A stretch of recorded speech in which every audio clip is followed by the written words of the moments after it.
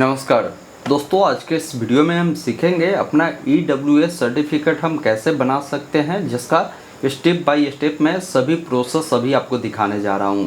इस वीडियो को ध्यानपूर्वक देखना है। पसंद आ तो आपसे निवेदन है वीडियो को लाइक कर दीजिए।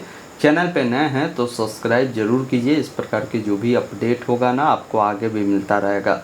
फिलहाल मैं अपने स्क्रीन पर चलता हूँ, पूरी जानकारी बताता हूँ कि कैसे EWS सर्टिफिकेट के लिए अप्लाई करना है। EWS सर्टिफिकेट बनाने के लिए आपको अपने मोबाइल या लैपटॉप में गूगल ओपन करना है। गूगल में लिखना है RTPS। आपके सामने serviceonline.bihar.gov.in का ये जो वेबसाइट है आपको मिलेगा, इससे आपको ओपन करना है। वेबसाइट जैसे ही ओपन करेंगे, ऑनलाइन आवेदन देने में काफ़ी सारे ऑप्शन मिलते हैं, लेकिन आपको सामान्य प्रशासन विभाग जो ऑप्शन मिलता है जिस पर क्लिक करना है। यहाँ पर अलग अलग सर्टिफिकेट बनाने के लिए आपको अलग अलग ऑप्शन देखने को मिलता है, लेकिन इस वीडियो में मैं आपको EWS बनाना बता रहा हूँ। तो नीचे में एक ऑप्शन है आर्थिक रूप से कमजोर वर्ग के लिए आय और संपत्ति प्रमाण पत्र का निर्गमन, जिस पर आपको क्लिक करना है। अब पूछता है कि EWS सर्टिफिकेट आप जो है अंचल स्तर से, अनुमंडल स्तर से या जिला स्तर से, किस स्तर से बनाना चाहते हैं। तो ये वीडियो मैं अंचल स्तर का बना रहा हूँ, तो मैं अंचल स्तर वाले विकल्प पर क्लिक करूँगा। EWS जब भी बनाते हैं तो पहला स्टेप ही आपका होता है कि अंचल स्तर से ही बनेगा। फिर आपको जो है अनुमंडल स्तर, जिला स्तर की अगर ज़रूरत है तो आप बना सकते हैं इसको लगाकर। यहाँ पर सबसे पहला चीज़ है कि पूछता है कि प्रमाण पत्र का प्रारूप, यानी जो सर्टिफिकेट होगा उसका फॉर्मेट क्या रखना चाहते हैं, हिंदी या इंग्लिश, वो चीज़ें यहाँ से कंफर्म करेंगे। उसके बाद पूछता है कि आपका जेंडर क्या है, लड़का है तो मेल, लड़की है तो फीमेल चुनेंगे। अगर कोई अभिवादन लगाते हैं तो ठीक है, नहीं तो कोई अभिवादन नहीं आप चुनेंगे। आपका जो भी नाम है, यहाँ पर नाम आप लिखेंगे इंग्लिश में, और जैसे ही स्पेस डालेंगे तो यहाँ पर हिंदी में आ जाएगा। अगर हिंदी में गलत आ रहा है तो इसको सही कर लीजिएगा। बाकी जो भी डेट ऑफ बर्थ है, यहाँ पर कैलेंडर है। सबसे पहले आपको अपना साल चुनना है, जो भी महीना हो, जो भी डेट हो, उसका चुनाव यहाँ से करेंगे। बाकी आधार नंबर यहाँ पर अगर आप देना चाहें तो दीजिए। यहाँ पर देंगे तो आधार से लिंक नंबर पर OTP जाएगा। अगर नहीं देंगे तो बाद में आधार कार्ड को अपलोड कर दीजिएगा, वो भी होता है। फिर नीचे आएंगे, आपसे पूछता है कि आवासीय पता, यानी जो आपका रेसिडेंशियल एड्रेस है वो बताए जहाँ पर रहते हैं। जो भी स्टेट है वो आपको बताना है, उस स्टेट के तहत किस जिले में आप रहते हैं।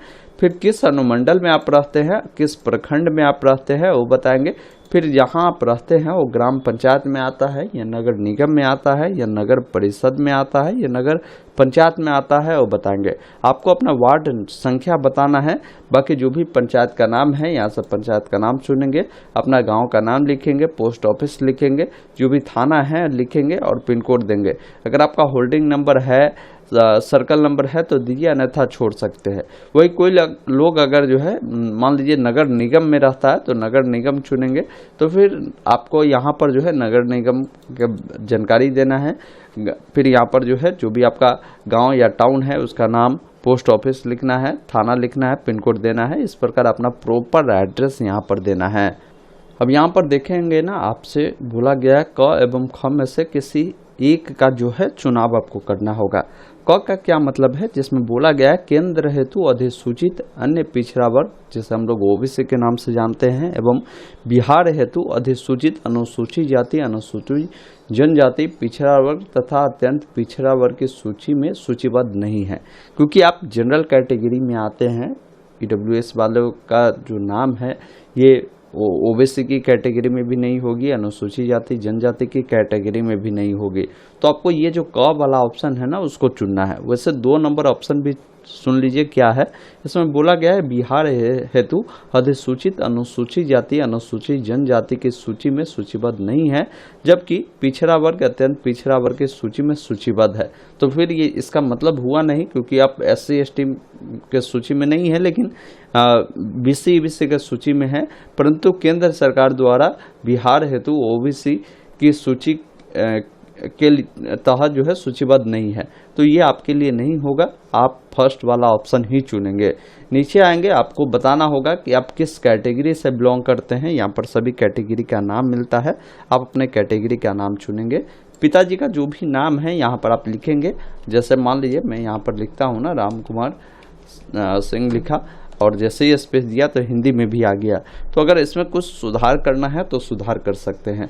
माता का जो नाम होगा यहाँ पर लिखना है, हिंदी में माता का नाम देखने को मिलता है। कोई विवाहित लोग है अपने पति पत्नी का नाम देना चाहते हैं, आप दे सकते हैं। बाकी आपको अपना एक मोबाइल नंबर देना होगा, जब भी सर्टिफिकेट बन जाता है उस पर भेज दिया जाता है। नंबर देने के बाद बाहर कहीं भी क्लिक करेंगे तो आपके नंबर पर OTP भेज दिया जाता है। उस OTP को यहाँ पर जो है फिलअप कर देना है और एक ऑप्शन वैलिडेट का मिलता है, जिस पर क्लिक करेंगे OTP वेरीफाई हो जाएगा। ईमेल आईडी देना चाहते हैं तो आप यहाँ पर देंगे। बाकी एक फ़ोटो आपको यहाँ पर अपलोड करना है, जिस फोटो के नीचे आपका सिग्नेचर होना ज़रूरी है। बाकी परिवार का जो भी कुल आय है वो आपको यहाँ पर बताना है कि कितना है। फिर आपके सामने ये घोषणा वाला ऑप्शन आता है, इसको आप रीड कर आई एग्री वाले विकल्प पर क्लिक करेंगे और उसके बाद यहाँ पर ये जो कैप्चा कोड मिलता है उस कैप्चा कोड को फिल कर सबमिट वाले विकल्प पर क्लिक करेंगे। जब सबमिट पर आप क्लिक करेंगे तो पूछेगा अपना नाम, मोबाइल नंबर, ईमेल आईडी, बाकी जो भी जानकारी है उसको मिलान करें कि वो जानकारी सही है। अगर जानकारी गलत होता है तो वैसे स्थिति में आपका आवेदन अस्वीकृत कर दिया जाएगा, मतलब रिजेक्ट कर दिया जाएगा। तो मेरा सब कुछ सही है तो मैं सबमिट वाले विकल्प पर क्लिक करता हूँ। थोड़ा सा वेट करेंगे, आपके सामने फॉर्म में जो भी जानकारी भरा है उसका प्रीव्यू आता है, एक बार तमाम जानकारी चेक करें। अभी कुछ गलत लगता है तो अभी पॉसिबल है, एडिट का ऑप्शन है, एडिट हो जाएगा। कुछ गलत नहीं है तो एक ऑप्शन मिलता है अटैच इंस्ट्रक्चर का, जिस पर आपको क्लिक करना है। अब यहाँ पर देखिए दस्तावेज आपको अपलोड करना है। दस्तावेज में जैसे अगर आपको आधार कार्ड देना है तो यहाँ पर आधार कार्ड चुनकर आधार कार्ड को अपलोड करेंगे। इसके अतिरिक्त आपको कोई डॉक्यूमेंट देने की ज़रूरत नहीं है, क्योंकि इनमें से कोई भी एक डॉक्यूमेंट अगर आप दे देंगे, जैसे पैन कार्ड ही देंगे, उसको अपलोड कर सेव इंस्ट्रक्शन करेंगे। बाकी अदर डॉक्यूमेंट अभी बनाएंगे ना बिहार में, तो उसके लिए मल्टीपल अलग अलग डॉक्यूमेंट मांगे जाते हैं, लेकिन EWS में सिर्फ एक दस्तावेज आपको देने हैं और यहाँ से सेव कर देना है। अब आपके सामने पुनः एक बार तमाम जानकारी देखने को मिलता है, इसको आप देख ले, सब कुछ सही है तो यहाँ से सबमिट वाले विकल्प पर क्लिक करेंगे। उसके बाद यहाँ से सबमिट कर इसका PDF जो है आपको डाउनलोड कर लेना है। एक चीज़ ध्यान रखिएगा, EWS के केस में मैंने कई बार देखा है और आप में से बहुत सारे लोगों का कमेंट भी आते रहता है कि सर EWS सर्टिफिकेट तो अप्लाई कर देते हैं लेकिन मेरा रिजेक्ट कर दिया जाता है। देखिए कारण क्या होता है रिजेक्ट होने का, यहाँ पर जो भी जानकारी मांगता है ना, जैसे आपका इनकम का ही यहाँ पर प्रूफ मांगा, तो इनकम का कोई ये लोग सर्टिफिकेट अपलोड नहीं करवा रहे हैं। अन्य कई सारे दस्तावेज इसमें और भी ऐड करवाने चाहिए, जिससे जो भी लोग वेरीफाई करते हैं या जो भी कर्मचारी हो, ऑपरेटर हो, उनको वेरीफाई करने में सहूलियत हो। अब कई बार आपकी जानकारी अगर वेरीफाई नहीं होती है उनके स्तर से, तो आपके फॉर्म डायरेक्ट वो लोग रिजेक्ट कर देते हैं। तो एक बार अपने एरिया का देखें, आपके ब्लॉक के जो भी लोग EWS सर्टिफिकेट अप्लाई कर रहे हैं उनका अगर रिजेक्ट बार बार हो रहा है, तो वैसे स्थिति में मैं उसका एक रामबाण उपाय बताता हूं जिससे आपके रिजेक्ट नहीं होंगे। जो भी आपने अभी EWS बनाया है उसका प्रिंट आउट निकला है उसको निकालिए, अपना इनकम सर्टिफिकेट जो कि इनकम आपने दिखाया है अभी बताया है तो उसका प्रूफ दीजिए। इसके अलावा आपको अपना निवास प्रमाण पत्र ले लेना है, अपना आधार कार्ड ले लेना है और इससे जाकर आप अपने कर्मचारी से इसको वेरीफाई करवाकर आप RTPS काउंटर पर देंगे तो आपका जो ये EWS सर्टिफिकेट है बिना रिजेक्ट किए हुए बन जाता है। वैसे कई सारे केसेस में ये भी देखा गया है कि आपका EWS कहीं कुछ करवाने की ज़रूरत भी नहीं होती है, अप्लाई कर देने के 21 दिनों के अंदर में यह अप्रूव्ड हो जाती है और आप इससे आसानी से डाउनलोड कर सकते हैं। तो ये सारी चीज़ें आपको समय समय पर चेक भी करना होगा कि भाई अप्लाई किए मेरा स्थिति क्या है। इसे देखने के लिए आप किसी भी वेबसाइट पर जब आप आएंगे ना तो यहाँ पर एक ऑप्शन मिलता है आवेदन की स्थिति देखे, आप इस पर क्लिक करेंगे तो यहाँ पर दो ऑप्शन मिलता है आवेदन की स्थिति देखने का। एक तो आप एप्लीकेशन का रेफरेंस नंबर से या OTP से अब अपना रेफरेंस नंबर डालेंगे, फॉर्म आपने कब सबमिट किया है वो डेट डालेंगे, कैप्चा कोड को डालकर सबमिट करेंगे, यहाँ से भी आपका आवेदन की स्थिति दिखा देगा। बाकी जब प्रमाण पत्र बन जाएगा तो सर्टिफिकेट डाउनलोड करे वाले विकल्प पर आएंगे और यहीं से अपना जो है रेफरेंस नंबर, अपना नाम, कैप्चा कोड को डालकर सर्टिफिकेट को डाउनलोड कर सकते हैं।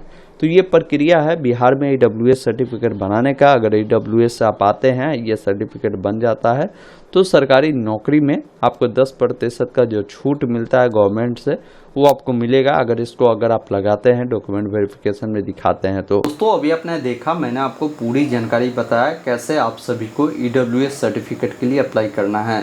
उम्मीद करता हूँ आपने पूरी जानकारी समझा होगा। तो इस वीडियो को लाइक शेयर जरूर कीजिए। धन्यवाद। जय हिंद।